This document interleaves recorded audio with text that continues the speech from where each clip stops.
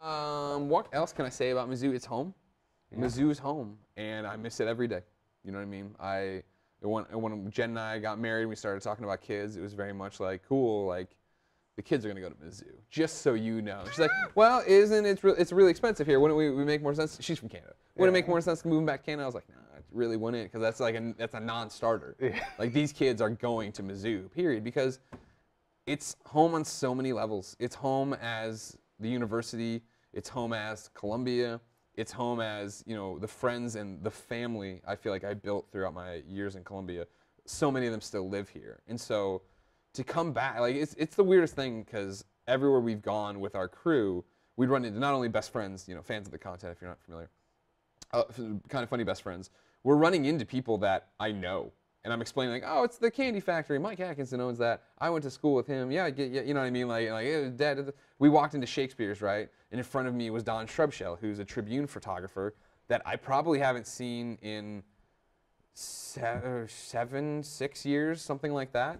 And he was in front of me. I walked up behind him, like, I can't believe they let trash like you in here. He turns, oh! And I hugged him, and then he immediately goes, hey, do you know this guy? I was talking to him online. I'm like, not really. He's like, oh, really? He got a slice of pizza and walked away. It's like, I haven't talked to you in 5 years. You know what I mean? We worked together, and we're on all these crazy stories together and stuff, but, like, you just fall right back into it. And, like, my professors walking through, the amount that stopped me or talked to me or thanked me. Like, I'm talking in these classes. I'm talking in the Missourian stand-up meetings, and I am inside so worried to talk in front of these professors that were my professors, and to have them thank me and tell me I did great and this is awesome, and like they're so proud of me. It means so much. But you come back here and it's still Mizzou. You were asking about changes. It's still Mizzou. It's still my Mizzou. To take Tim on the quad today and show him the columns and explain the history there and why you don't talk when you go through this archway, and just so many things of like what I miss and what I love about this place.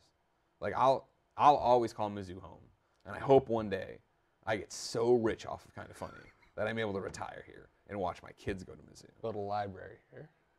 Greg Miller Library, too. That's what I've thought about that. You know what I mean? Of like a secret library. Okay. No, the sequel to the current library. Oh, yeah, okay, okay. I think Greg Miller's secret library could be pretty dope. Just putting that out there. Yeah. You know what I mean? But that's only Patreon people of $25 can get in.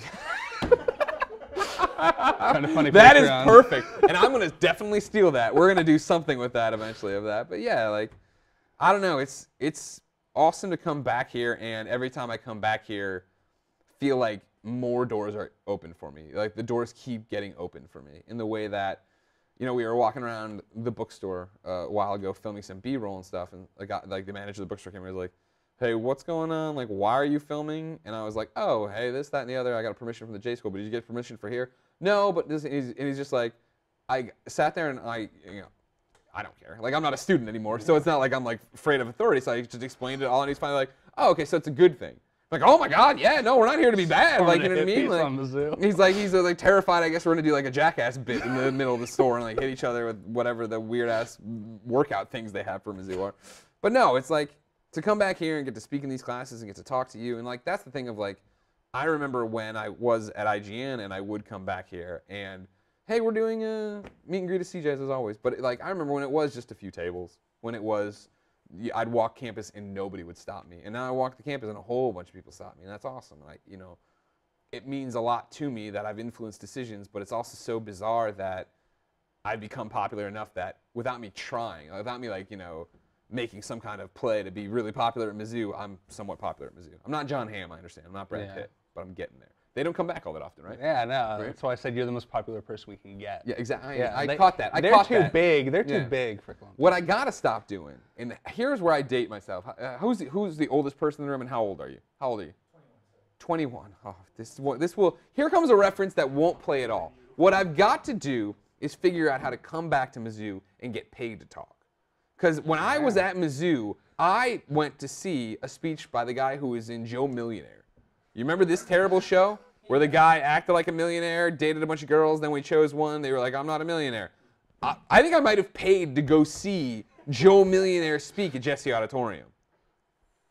I can't get Mizzou to follow me, and I can't get them to pay me, but they'll pay Joe Millionaire to come here. And literally, Joe Millionaire came out, and I won't forget this, came out, and he's just like, I don't really know why I'm here. I'm like, God damn it, Joe Millionaire. And I got in line to ask a question I want to ask him, because he got the money, obviously. Will you buy me an Xbox? Because I didn't have an Xbox at the time. but I didn't get the question asked. How many followers does Joe Millionaire have? You know, I'm not even sure if he's alive anymore. No one's really sure what's going on with Joe Millionaire anymore.